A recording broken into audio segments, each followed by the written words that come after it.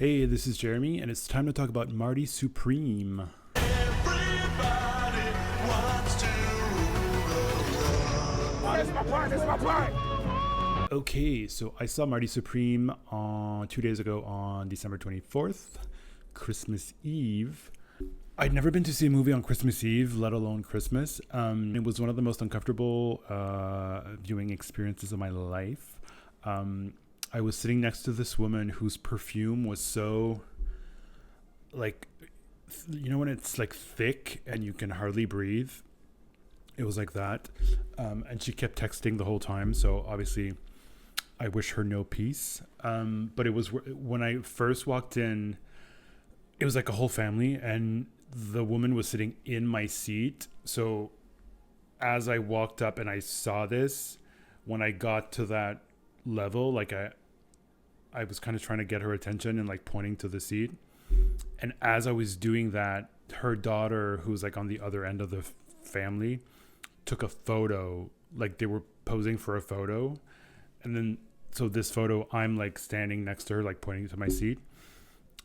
And then when I got them to move and I finally sat in my seat, they took another photo. So I had to like go back so that I wouldn't be in this photo. Anyway, like really aggravating. So like I started this movie really pissed, but thank God it was so good that it made up for it. So this film is directed by Josh Safdie. I don't know if this is controversial, but the hotter Safdie brother. It is, I believe, his first film alone. Him and his brother obviously directed and wrote and directed Good Time and Uncut Gems. Both of those films I liked. I feel like I saw Good Time in theaters, and I also saw Uncut Gems in theaters. Uncut Gems is a Netflix movie, but for some reason they were doing this like limited whatever engagement just to qualify for like awards, and I saw it in.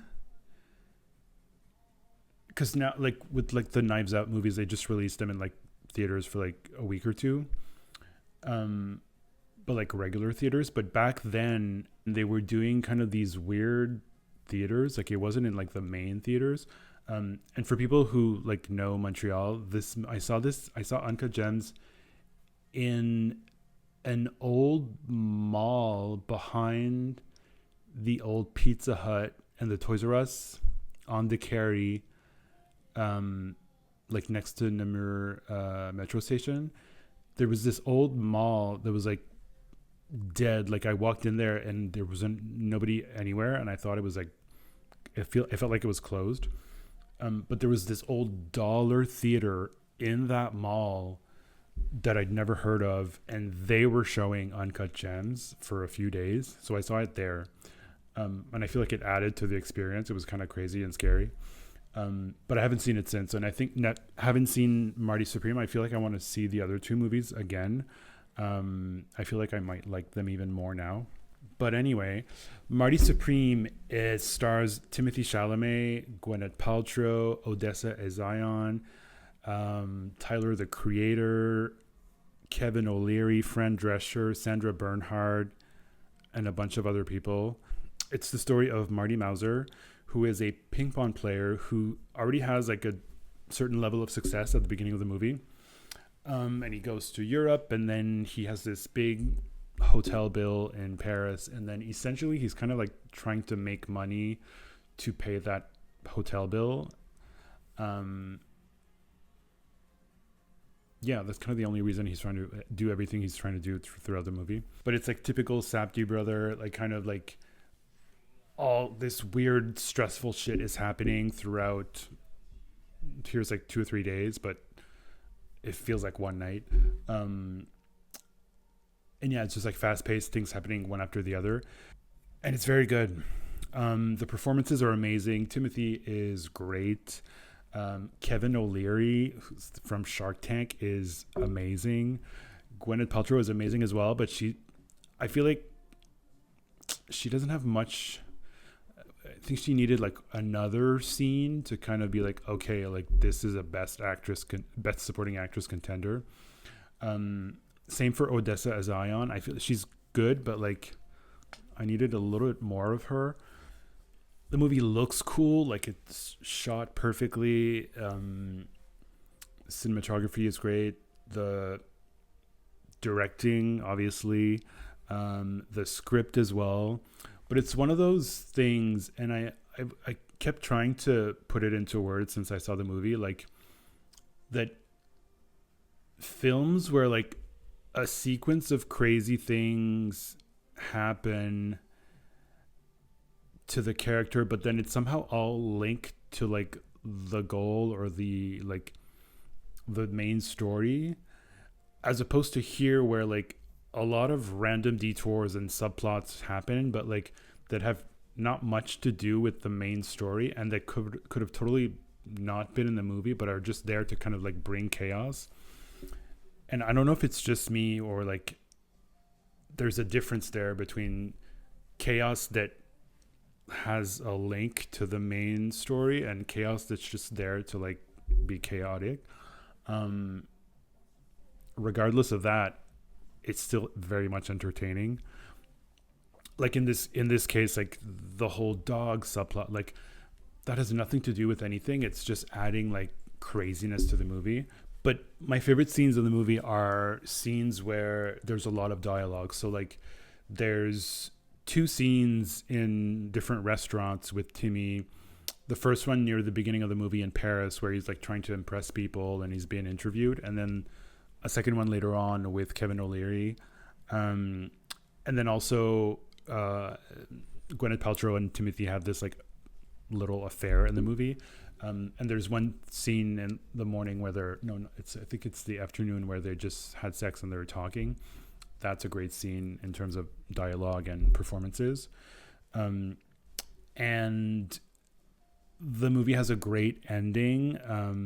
I've seen people on Twitter compare it to the ending of Call Me By Your Name, obviously because they both have Timmy in it. But it's just kind of like these shots that stay on his face.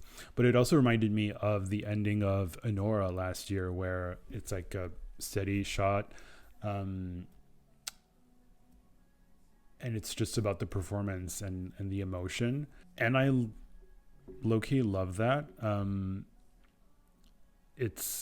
Timmy's performance in that scene is great. No, it wouldn't be his Oscar clip, but like it's definitely like a scene that adds to the whole performance, and it's great. So the movie takes place in the 50s. So there's obviously all this production design and costumes, and Timothy's costumes are amazing. A few of them I would like to actually own. And also the music is mostly from the 80s, like the songs that are used, but also the score is kind of 80s themed, which kind of works perfectly.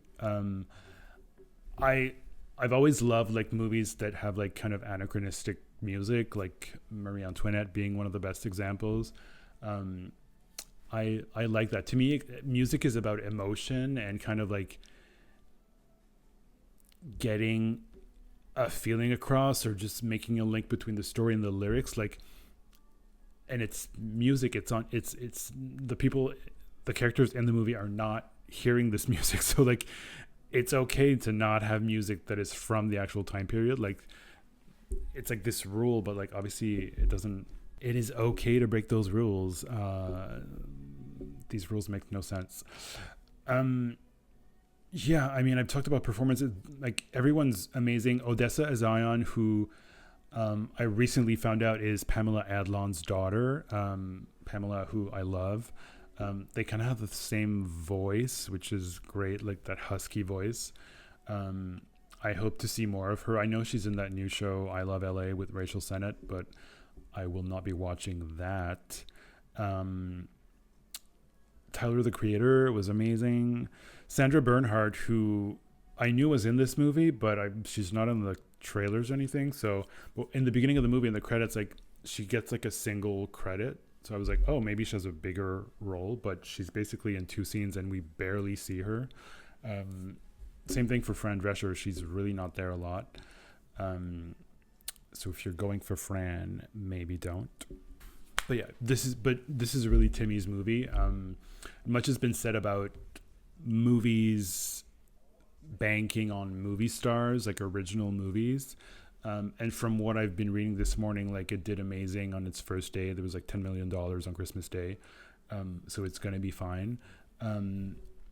It proves that Timmy can open a movie. But I think, I don't know. It's a weird conversation because these newer kind of movie stars like Timmy and Zendaya and Austin Butler, like they're choosing good directors and good projects. They're not just starring in like rom-coms or like blockbusters. So it's a different conversation than it would have been like in the 90s. So yeah, the market has changed. Like everything is different. So it's like a weird conversation to have. I do feel like, I mean, it's fine. It's making money, but I feel like Christmas Day, I would have released this like in October, November. Like, I feel like it maybe would have been bigger. It might be huge, like who knows? But I think like, I don't know why this had to be released on Christmas Day. In terms of Oscars and awards, obviously having seen the performance now, I think Timmy is probably going to win Best Actor. I enjoyed his performance just as much as Leo in One Battle After Another. I was impressed by both. And I do like, there's a few movies I need to see still, but like as of now, One Battle After Another is still my number one favorite movie of the year. I believe Marty Supreme could be number 2, number 3. Like it's definitely in the top 5. But yeah, I wouldn't say that Timmy's performance is my favorite between Leo and him, but I think it'll be the one to come out winning. Yeah, the movie, obviously Best Picture, hopefully Best Director, Screenplay, Cinematography, Score, hopefully. We know the Challenger score didn't get nominated last year, so hopefully they don't make that mistake again and nominate this score. Not the same person, but just kind of the same non-classical score. Yeah, in terms of wins, I mean, I think Timmy's probably going to win. I don't see any other wins now. I feel like director and picture are pretty much locked for me for One Battle and Paul Thomas Anderson. But maybe screenplay, who knows? So yeah, this movie is great. Super exciting. Great performances. Looks amazing. Music is amazing. If you're bored this holiday season and you want to see a movie in theaters, make it this one. I haven't seen Avatar. I haven't seen the second one. I only saw the first one, but go see this instead of Avatar. Great film. Go see it. Let's make this make money so that we can get more original movies. Preferably not released on Christmas Day. See you next time. Maybe it should.